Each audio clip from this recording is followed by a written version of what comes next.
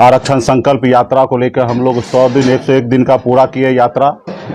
उसी यात्रा के दौरान हमने हर घर संकल्प अभियान भी हमने सैकड़ों गाड़ी के साथ हम लोगों ने पूरे बिहार में जारी किया। पार्टी के पदाधिकारी हजारों लाखों की संख्या में समाज के बीच में गए, अपनी हक अधिकार की बात किए और लाखों लोगों को संकल्प करवाएं।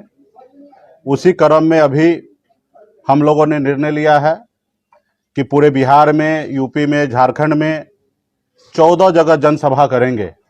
ये बड़ी रैली होगा, हर जगह कम से कम लाख सवा लाख लोग वहाँ पे पहुँचेंगे।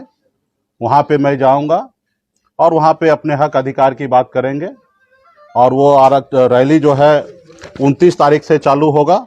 29 नवंबर को मोतिहारी में, शिवहर में रैली होना है।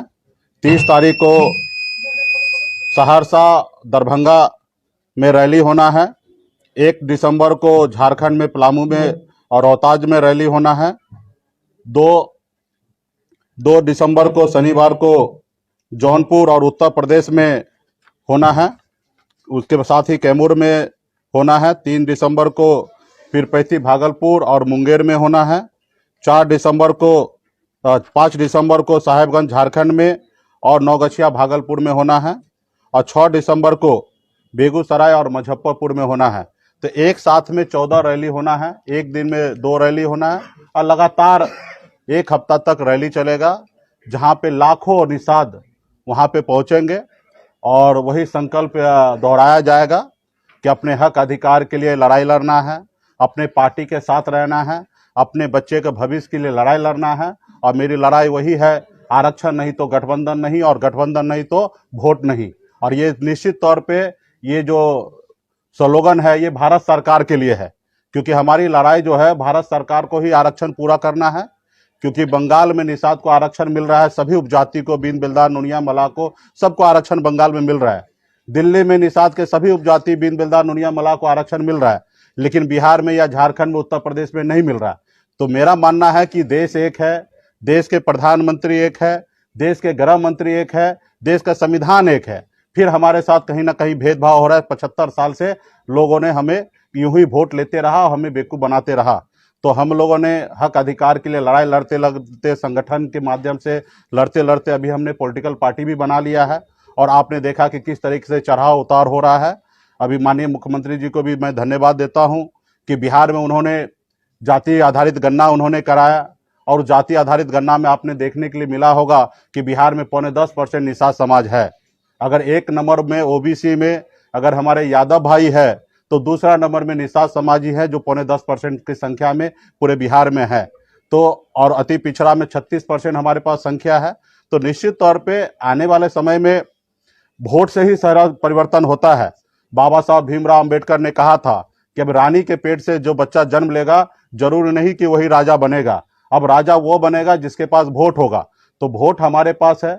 गरीब जनता का वोट से ही देश का प्रधानमंत्री चयन होता है, और गरीब जनता के वोट से ही राज्य में मुख्यमंत्री बनता है। और 10% वोट हमारे पास है।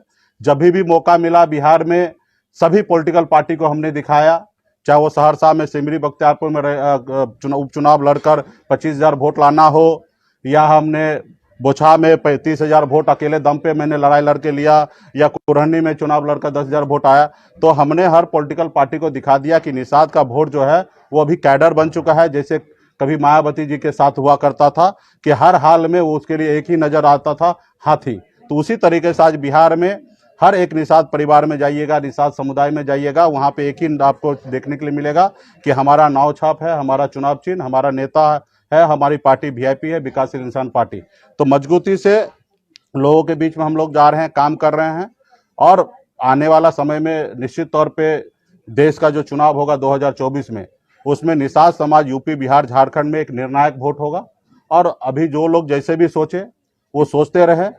आज़ाद भारत में, हिंदुस्तान में पहली बार ऐसा हुआ कि तकरीबन 40 लाख से अधिक लोग हाथ में गंगा जल लेकर संकल्प ले लिया कि अपने बच्चे के भविष्य के लिए लड़ाई लड़ेंगे, ना ही किसी पॉलिटिकल पार्टी के पीछे घूमेंगे। अगर घूमेंगे तो सिर्फ वीआईपी के पास घूमेंगे। और अभी जो 14 रैली होना है, तकरीबन में इसमें भी कम से कम 15 से 20 लाख लोगों को संकल्प कराया जा रहा है। तो आने वाले समय में बड़ा ये होगा। और ये यूपी, बिहार, झारखंड में हमारे पास वो शक्ति है, 134 लोकसभा सीट है। हमारा जो दोस्त होगा वो 60 लोकसभा सीट जीतेगा, और जो दुश्मन होगा, निषाद समाज को जो इग्नोर करेगा, उनको कुछ नहीं समझेगा, जो उनके एजेंडा पे काम नहीं करेगा, उसको 60 लोकसभा सीट से नुकसान उठाना पड़ेगा। तो इसके लिए हम लोग मजबूती से काम कर रहे हैं।